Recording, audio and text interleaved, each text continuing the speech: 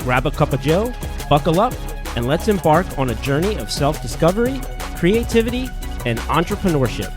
Let's get rolling. All right, welcome everybody to this awesome episode of Rhythm of the Road podcast. I have a wonderful guest with me today. And she's not just a guest. She's an amazing person. She's an amazing friend. And I get a chance to work with her all of the time. And so I'm super excited. Please welcome to the Rhythm of the Road podcast, Lori Jewett. I love that intro.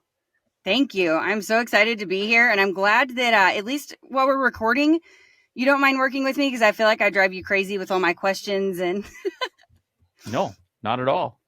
I love working with you, and I love all the questions and how we get to work through all of those wonderful opportunities. That's how we look at it. And so, Lori, give my audience, I know you very well, and you know, some of my audience might know you, and some of you that might not know you. And so, kind of just give them maybe just a little bit of background about yourself, and then we can kind of talk about how our relationship started and where along your road we hit that. Yeah. So I'm Lori, obviously, like Jeremy said. I am a mom. I have a 17-year-old horse-obsessed daughter.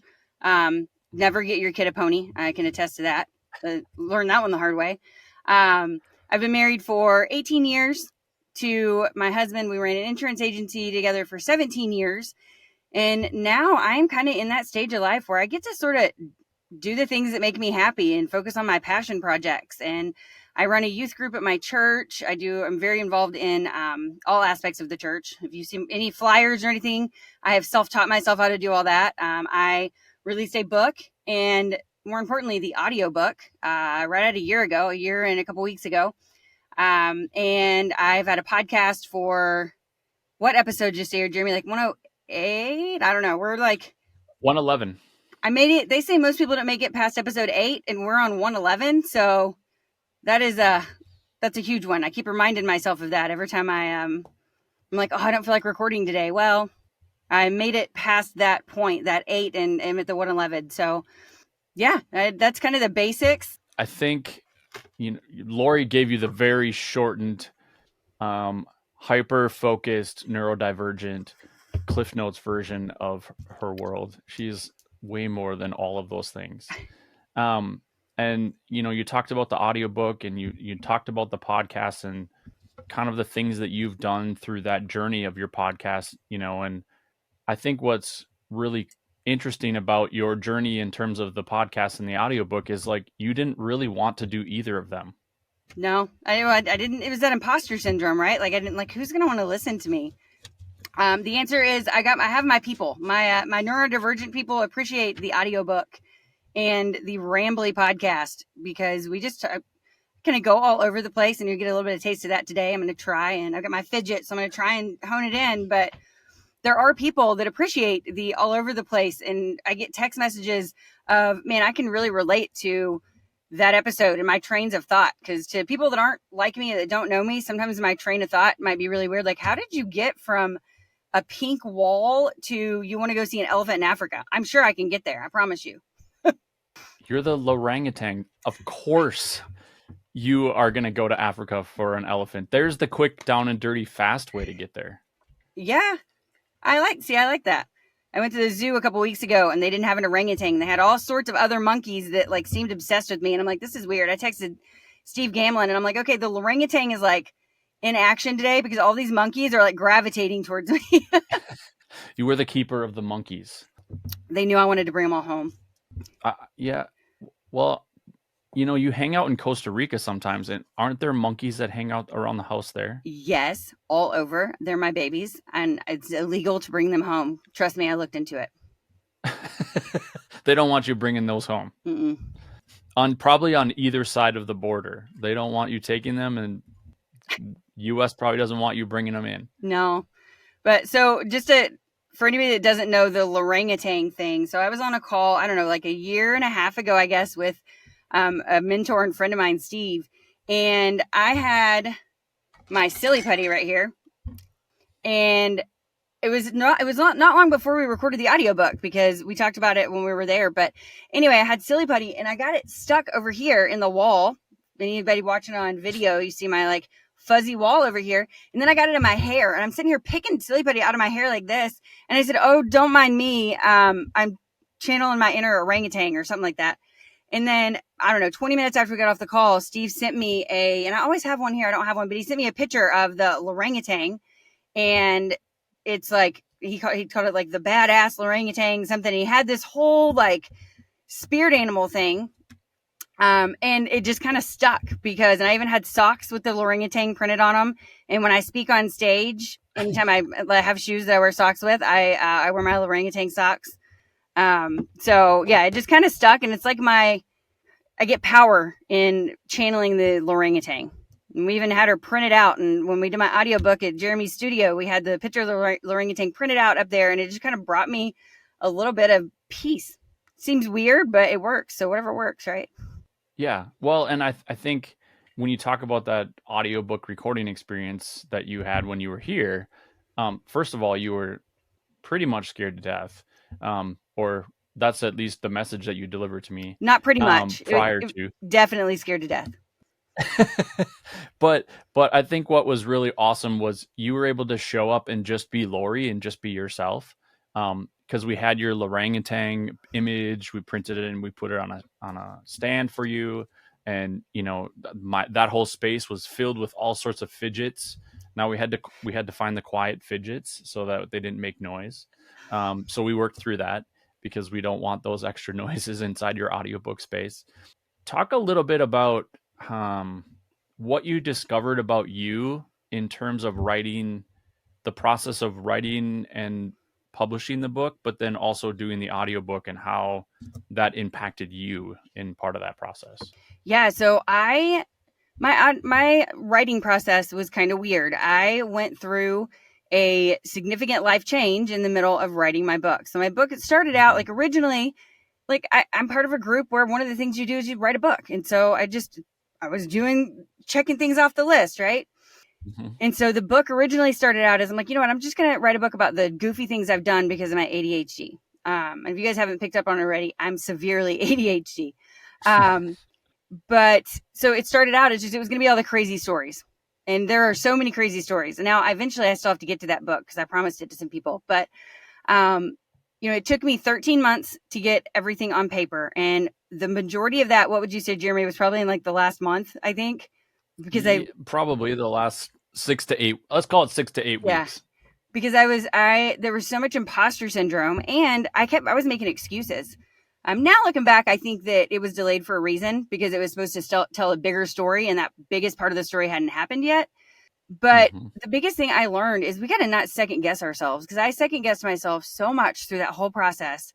And the things that I wrote that I thought were not going to be impactful and that like people were going to judge me for, are the things that I've gotten the biggest feedback about, the most positive feedback, or those things that I'm like, I don't want to tell the world that when I was dating my husband, he drove 9 hours to see me, and I wanted to work instead because I worked for a hotel chain, and made him go all the way back. Like, I didn't want to tell anybody that, because I'm still 20 years later, and I still hate that. But I got a lot of feedback about that, about being honest and authentic and talking about those things, because we all make mistakes. We all have things that like hang over our head.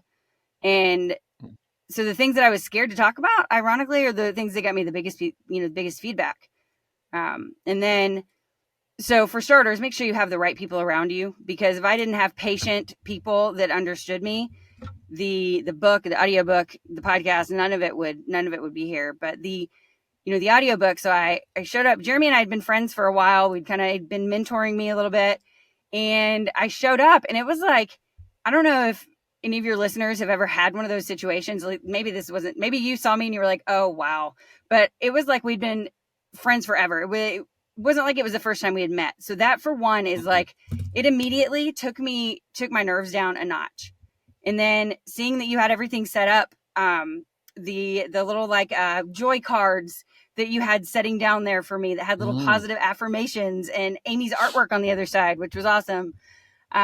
We had fidgets, and he even had like a special tea that because I didn't know to prepare for those things, right? Especially I think the funniest part of the audiobook was that you told me, so Jeremy told me that we could do it. And what did you say? You said like 2 days or something, like whatever you said. I booked my flight for like a day and a half later because I thought he was nuts. And I'm like, you obviously don't know me very well, because that's not, no, it's going to take. And I think we finished about half a day sooner than even you anticipated.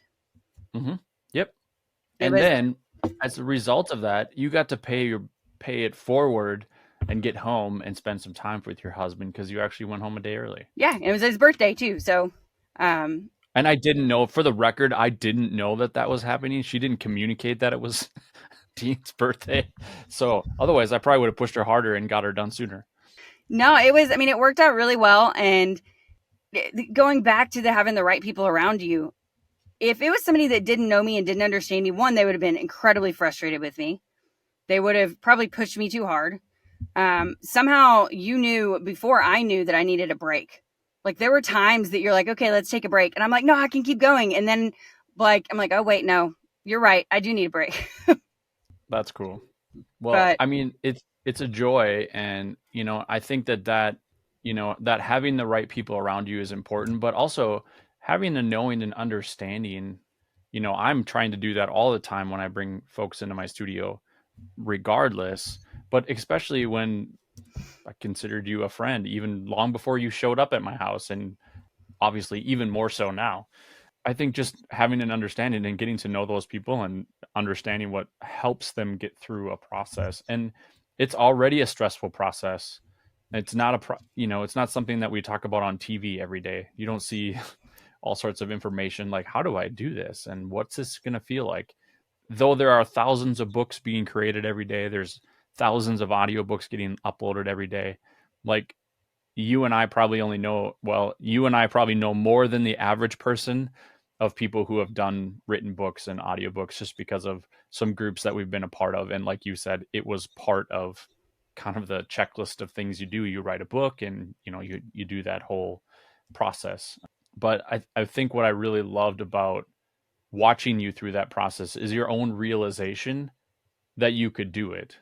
That was the best part, at least from my side of the microphone, so to speak, is like watching you realize that you could do it and you were doing it. And I think you even made mention of some of the stories that you told, which were extremely emotional and very vulnerable, that you're like, there's no way I'm going to even make them through these. And you're like, I didn't even cry. And that's not a bad thing. Like, it's not saying that you were insensitive about it, just the fact that you were like, no, I could get through it because I felt strong and I felt confident and capable, and you crushed it. And, we got to add some Lori-isms into the book and just have these little, kind of thought bubble moments and I think that that's what makes some of maybe the content driven part of the book easier. 'Cause you're like, oh, I get to do these other cool things later, or we're going to add these pieces of my personality into it, which I know you've said that a lot of people are like, it feels like an interruption, but it's like perfectly timed in the space of the book where they happen.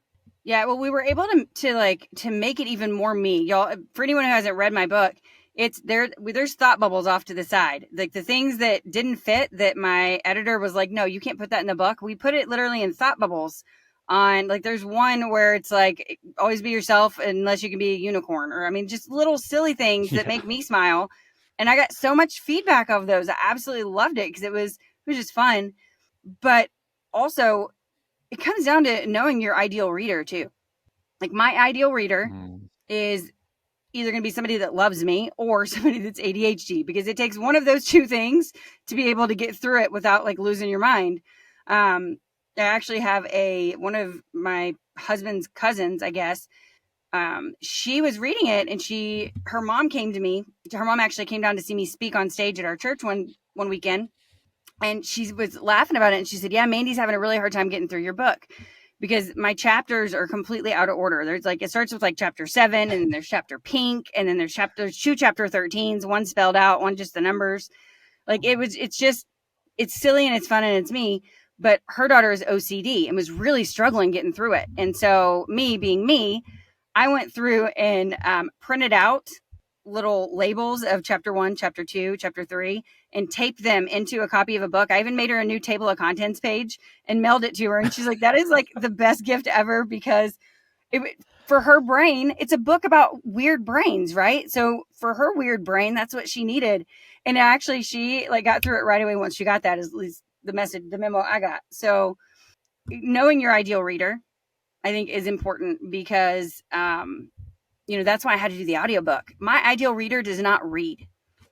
Mm-hmm. I mean, I'm willing to bet that like 50% of the copies of this book that sold didn't actually ever get cracked open, except for to like look at it because they need to listen or read and listen. Like your book, I read and listened together. Yeah. And which is supposed to be, if you want to use research, is supposed to be actually even more powerful. You're actually, because you're getting the auditory and you're using your visual and the reading capacity, is supposed to be better for you. But, I remember you talking about the fact that it was hard for your audience to read the book. And you're just like, I have to do this audiobook because, they're having a hard time. And, and I have a daughter who has severe ADHD.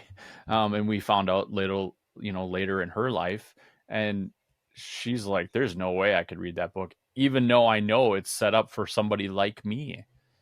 She's like, I have to listen to the audio, which she was bummed when I said I was talking to you today. She's like, she's coming back to town.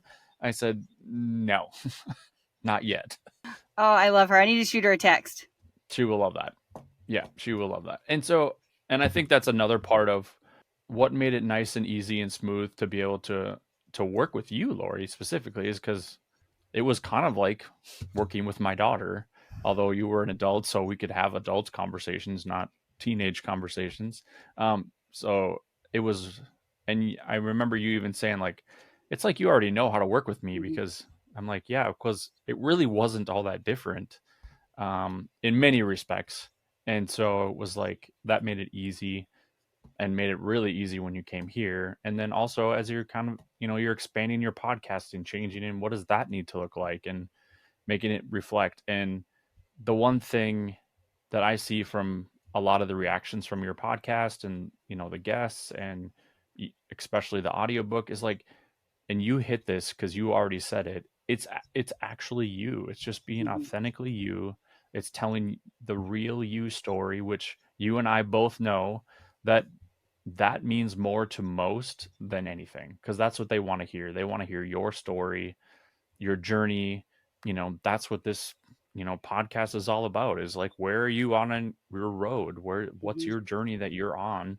Because they're all different. Every single one of them's different. And we're going to go over bumps. We're going to hit obstacles. We're going to make wrong turns, right? And we have to course correct, or we have to pivot, or we might have to just turn around and get rerouted a little bit, and I'm really excited for what the next super highway you and Dean jump on, and what that looks like, because you're being prepared for something amazing. So I'm super excited for that. Me too. I just I wish I knew what it was right now.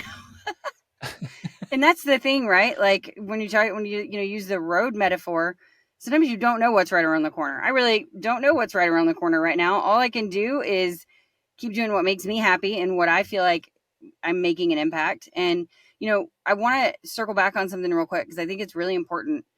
I don't know, because the audiobook was probably, I mean, obviously you need a book to have the audiobook, but the audiobook was probably the most impactful of the whole process, not only for the listener or reader, but for me. I learned so much about myself in that. Like, one, I can do this. Like I literally did not anticipate getting through. I figured I was already mentally prepared to have to get another plane ticket to Minnesota to go finish the process. Because in my head, I'm like, are you kidding me? I'm not gonna be able to focus and read an entire book in 2 days. I was able to. And for anyone that is considering an audiobook, read it yourself, especially if it's your story. If it's, I mean, maybe novel, whatever, I still think read it yourself. But if it's your story, read it yourself. Because even though I didn't cry or get super emotional, you can hear in my voice, my tonality naturally changed when I was telling certain stories. When I was talking about my granddad, you could literally hear, like, in my voice, the love and sometimes the pain, because he's been gone for so long, coming through. So recording it in my own voice was, in my opinion, the best decision I made through the whole book process. Right. It's as much joy and excitement and therapy and achievement as anything. Mm. Because you have to read those words and they're your words from your story. And, you know, one thing that I always encourage authors like yourself is when you're reading it, read it from your authentic self. Like the listener wants to hear that it mattered to you. Because if they wanted to listen to a stoic book, they, you know, they can do that with AI now. Yeah. So you don't need a reader. But that's what I love about, you know, working with yourself. And I, you know, I just worked with an author earlier this spring. She was literally crying and we left it. Mm-hmm. She's like, I want to redo it. I said, nope. Your listeners want to hear that. It needs to hear how impactful that story was and how hard that, and it was awful, Mm-hmm. you know? And so I think that that's really important. So thank you for hitting that on the head, so to speak. Well, and it's the second best audiobook ever made, second to mine, of course. Green Lights with Matthew McConaughey. His voice makes that. If anybody but him read that book, it wouldn't have worked. But you can hear, it's his story, and you can hear like even the weird parts that you're like, this dude is off the rocker. Like, oh my gosh. But it's in his voice, so you kind of understand it, right? Like, at least I did.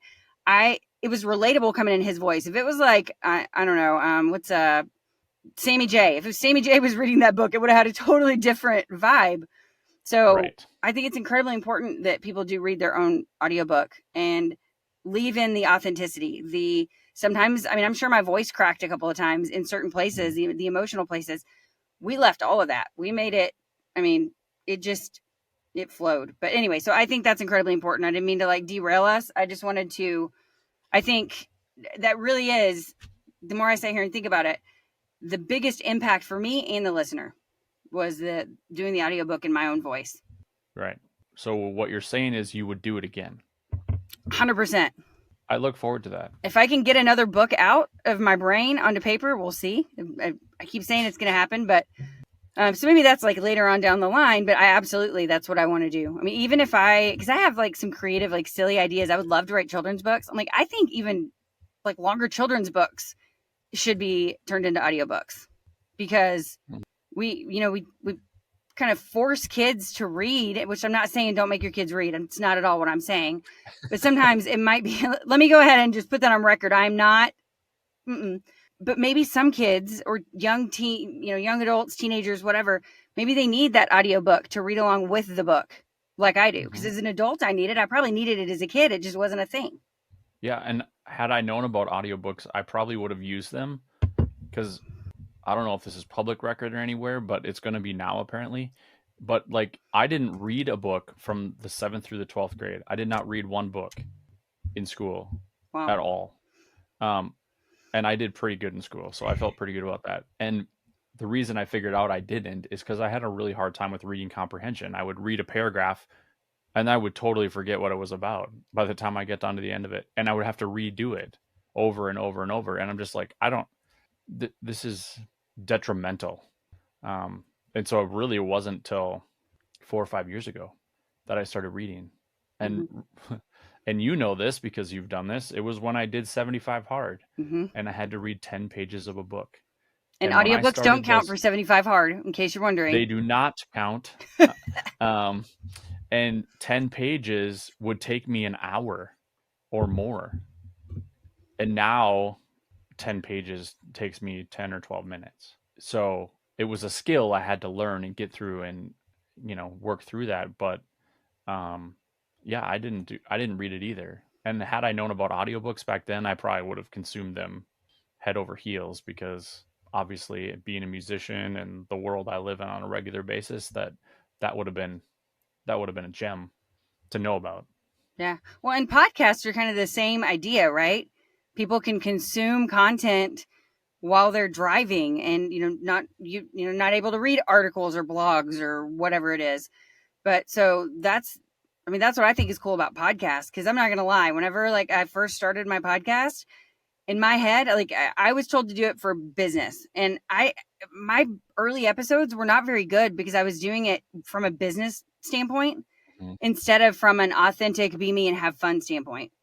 And you know, could I have probably made it work and made it, to where it did bring in business? I'm sure, but I didn't. And because that wasn't what it was meant to be, I guess, in the long run. I rebranded what did we rebrand? Like close to a year ago, right?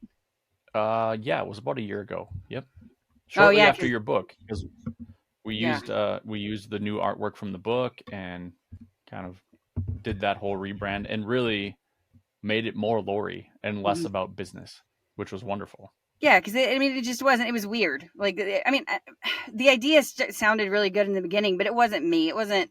I was doing it because I thought I had to. Same with the book, right? Like, I started the book because I thought it was what I was supposed to do. It was the next step on the checklist. But then Yep. when I made the book Lori and made it me, it was fun, and it was. I love making an impact. Like for me, I just want to impact one person, and there's literally Mhm. a thank you note right here that I will read you guys because this is one of my youth group kids. Miss Lori, I'd made a card last week to give to you, but being disorganized, I lost it. So I'm making a new one because it's that important. Remember how in your book you said if this book helps one person, then it was worth it. Well, it's worth it because it has helped me numerous times and never fails to make me smile. You're a fantastic author, and I'm so excited to join youth group. She had just turned 13, so she just got to join my youth group. And that is the kind of stuff that's on my vision board because that is what drives me. And so I'm like, every time I kind of doubt myself, because you guys, imposter syndrome is real. And I'm like, oh my Mhm. gosh, like, do I need to do this next thing? I read things like that. And I'm not going to move my laptop because it'll mess up the video. But I've got another card from that same kid that is like sitting on my desk ready to be put up there. So for anybody that has an idea in your head or you have a story that you think, maybe it could like help somebody, maybe it wouldn't, do it. Because if it helps one person, then it's worth it. And sometimes I think, Jeremy, I think you're the one who told me when I was writing my book that I was that one person because it made a huge impact on me writing it down and going through that process. Right. Immediately you can be the one person. And you know we don't write books to make money and sell them and recoup things, right? We both know that because we've both been through this process. But we're doing it to reach them, right? Like can I reach one person with my book? I think you actually sent me a snapshot of one of the pages of my books just like a couple weeks ago, and you're just like, this is the reason I even started this whole nonsense, right? And I think it literally said in the beginning, or this is where we start. I don't remember the exact words. I probably should know. It's my book, right? I think it But was actually a year ago because I think you just shared the Facebook memory or commented on it because I yep. think it was whenever I was like in the process of the whole thing.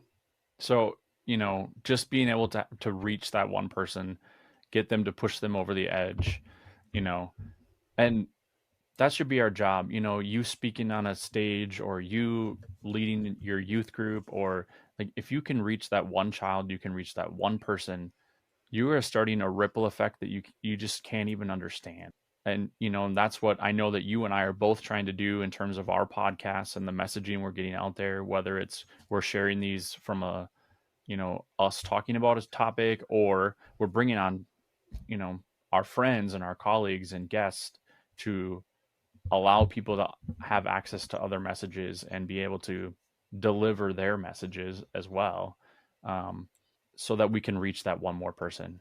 There's not enough people doing that. I mean, if that was your goal every day, which I know it is mine every day, to just reach one person, and I think where our imposter syndrome kind of comes in sometimes is you might not know who that one person is, right?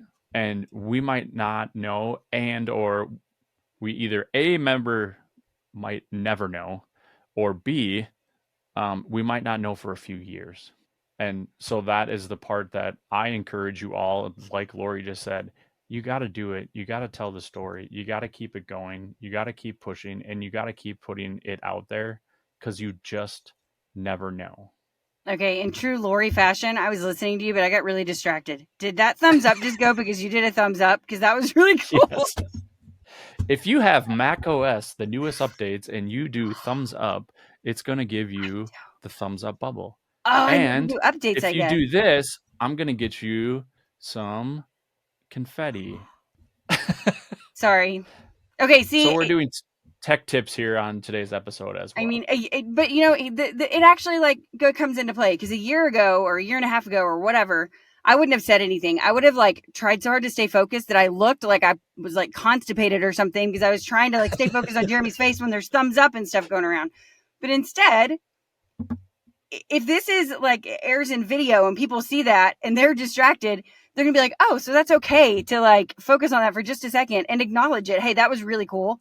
Obviously, I need to do the Mac update as soon as we get off here. I'm going to do that, and then we're going to have to get back on. But I mean, it does work with all of your video. What? Okay. Yep. Update. Going to do it. But I mean, it's the authenticity thing, right? And the road, because my journey includes accepting that kind of stuff. That my brain is weird. That I listened to what you were saying, but I was really intent on how the heck that thumbs up happened because and.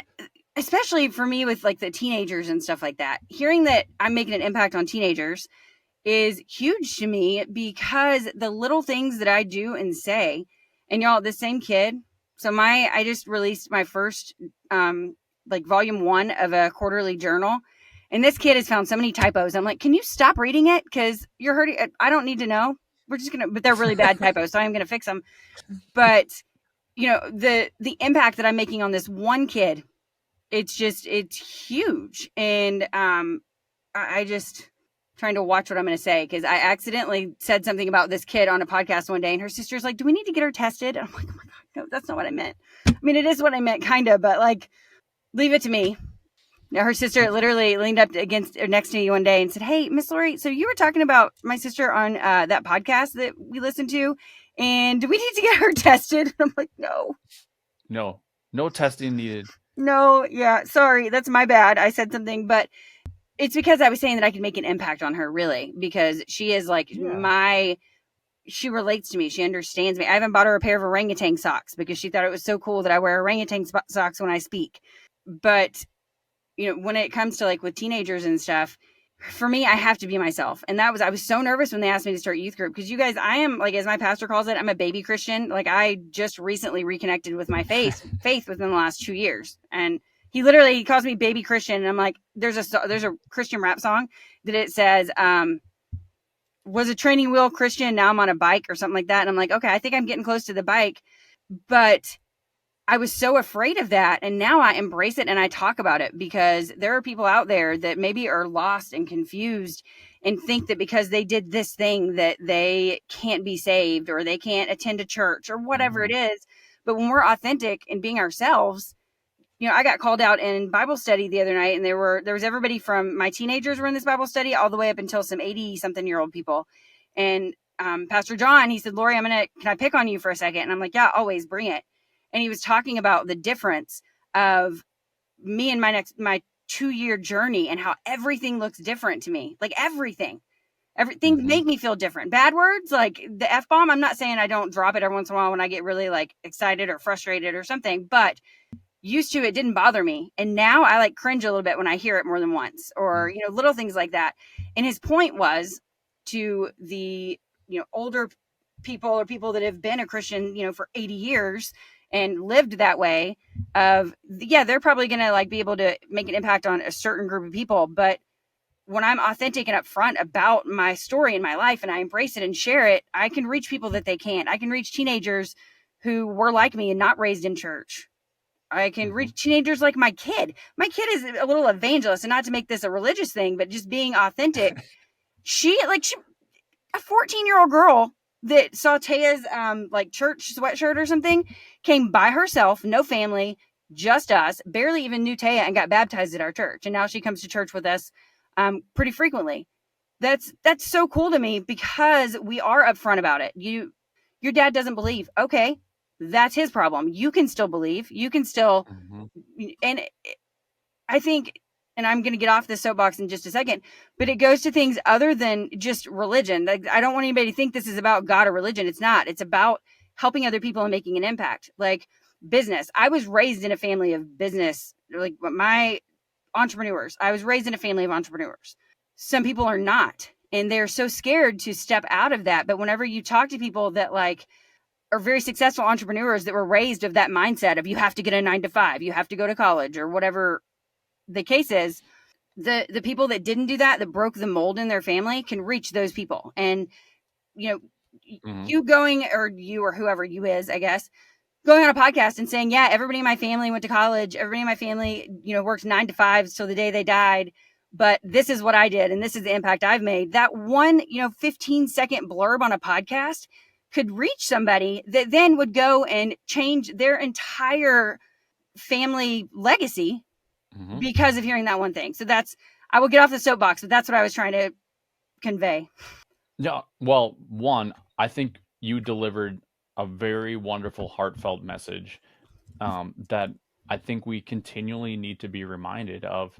We make an impact on those that are around us, and I think what makes you so successful as a youth group leader is you are being an example of what it looks like to be just real and authentic at a time where real and authentic is so weird, uncomfortable, and not the norm in most teenagers' lives, right? Because they're all living on these things and they have some skewed version of what life is. And I think that you're painting a wonderful picture of what that A actually is, or B actually can be, especially when you're talking about youth that my parents don't believe or think this, so then I must not. And we all know that to not be true, but they need to be told, hey, you can have your own thoughts as well. And it doesn't mean that you're being disrespectful. It doesn't mean you're being dishonoring. And I'd only imagine that you're approaching it in a way that is supportive, encouraging, and all of those kinds of things. So I don't know that it's so much a soapbox. I think it's just the lens at which you're able to deliver your message so strongly right now, more than anything, because you're living it out in real time, legitimately. You're getting these thank you notes. You're able to talk to these youth, and even now your entire family, all three of you, are making an impact, right? So now it's not just one to many, it's 3 to many, and that's just exponentially more. And so you're making a huge impact in your community, and that's reaching farther, I know, than you even have an idea of, at least today. Kudos to you for continuing to do it, because you also, more importantly, continue to show up and do it faithfully, regardless. Yeah. Can we talk about that as far as podcasting for just a second, the showing up and keeping going? Yes, you can. So what was it? Probably I don't know, 3 weeks ago. So I when I started this podcast, like I said, it was totally different. We've rebranded, we changed the name, all that good stuff. And the message is different now, or more concise. But I messaged Jeremy and I'm like, I think I'm considering giving up. I'm feeling really discouraged and blah, blah, blah, blah. And he wrote back and talked me off the ledge, which get people that'll talk you off the ledge, not be, you know what, you're right. It's an absolute waste of your time. Because it's not, it's my passion project. I love it. Because it's passionate as I got about my little soapbox that I was just on, or lens, or whatever you want to call it. Now I just got a visual of me standing on a camera lens. That in case anybody ever needs a glimpse in my brain, that's how it works. But anyway, moral of it is, be around people, one, that will talk you off the ledge. And I'm not saying people that will encourage you to do things that aren't healthy or safe for you mentally, physically, whatever. I'm just saying, whenever you have those emotional moments, because I have a lot of those, if you have people around you that are like, wait, no, you can make an impact. Listen, this is how many downloads you got this week. And that's what he countered that with how many downloads I'd have, which was a lot more than usual. It was on the incline. But anyway, the keeping going is what I want to talk about, as far as podcasting, or writing the next chapter of your book, or the next level of business, of just keep showing up. Do I have as many listeners as I would like? No. But even when I get to that point, if I was to get to Andy Frizella, or what's the other guy, I don't even know his name, but anyway, one of these people that have a bajillion downloads every week, I would still want more. So why not just keep going and get one more? If I get one new regular listener a month, I'm happy, because that's one more person that I'm impacting. That's one more person that can give me feedback and tell me what they want to hear and what they want, what'll help them get better. So one more. And if you hadn't read that book by Ed Milet, The Power of One More. So good. Okay, see, I haven't read the book because I don't know if it's on audiobook, but I listened to his podcast, and he he talks about it a lot on the podcast. So I get all the little nuggets. I bought the book, if that helps. Well, Lori, that's really great that you supported an author by buying the book, but go listen to the audiobook No, because it's also good. I have stacks of books that I bought the book and I've never cracked them open because they don't have an audiobook. But yes, I will go listen to that one. But it's, I mean, the whole moral of it is, from hearing him speak about it, is one more. So one more podcast episode, one more week, right? Yeah, Like it can be just one more. Yeah. Yeah, I love that. And for those of you that are listening and watching, because this, yes, will be on video on YouTube for everybody to watch. I'm trying not to enjoy fidget as too well. much. We'll put links to all of Lori's things, her audiobook, her in-print book. We'll put Ed Milet's book link and audiobook on there in case those of you listening, you want to also go check that out, just so it makes it super easy for you. Any last thoughts, Lori? Anything you want to share? Any leaving words of wisdom as people are making their journey down their roads of what they should be thinking about? I'm trying to figure out how to word this in concise and not Lori language that I go on for 45 minutes. But yeah, so if there's something that you feel like is holding you back, like my ADHD in the beginning of writing the book, like it held me back because I was so nervous about embracing it. And then when we started putting like the little weird thought bubbles in the book, same with the audiobook, whenever you made that sound, which I don't know how to mimic that sound that you made, that like when you're listening to the thought book. bubble book. Yeah. Yeah. You have to go listen to the book so you can understand. Yes, definitely do that. Cause there's like thought bubbles. And this is another thing really quick. The thought bubbles in the book some of them are different in the audiobook. And so people notice that. Like my father-in-law read a chapter and listened to a chapter and read a chapter. He's the least neurodivergent person on the planet. So, but when he finished, he said, I understand so much more about you now. And I got that from a lot of people in my family. They're like, wow, I understand you more. But those little things and embracing the Loriisms and the Lori in the book made such a huge difference, the impact on me and other people. So whatever it is for you, maybe it's you were raised, I don't know, raised poor and now you want to start a business, or you were, whatever it is, you had a bad experience that shut you down. One, open up about it to somebody, whether, I'm not saying like go on a podcast or a book, but therapy, something, and figure out how you can use that. But whatever it is that you feel like is holding you back, find a way to use it as a superpower and to make an impact. And it could be anything. Like one of the questions I ask on my podcast is, and I keep looking at it up here, what is something you viewed as a deficit or negative, but eventually realized it was a superpower? And yes, it's on my wall, because if it's not on my wall, I'll forget to ask it. It's really big, but the answers I get on that are awesome. I get so many different answers that like all across the whole gamut. So whatever something is that you feel like is holding you back, analyze it, figure out how you can use it, whether that's, start a youth group, start mentoring small business. I don't know. However you can use it to make an impact, instead of letting it hold you back, help catapult other people forward. I love that. And I also will include the link to your podcast, which is called Lori Jewett Unscripted, which is absolutely brilliant for all the things that you're delivering on your podcast.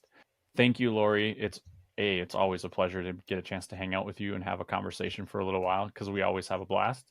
I really appreciate all your support as a friend, and we love working on your podcast all the time because there's always wonderful things happening on there. And you are welcome back here anytime. And we will make sure to put all of your information, links, books, amazing achievements in the show notes so that you have access to that as a listener and a watcher. Thank you for being here. I appreciate it. And I will see you on down the road.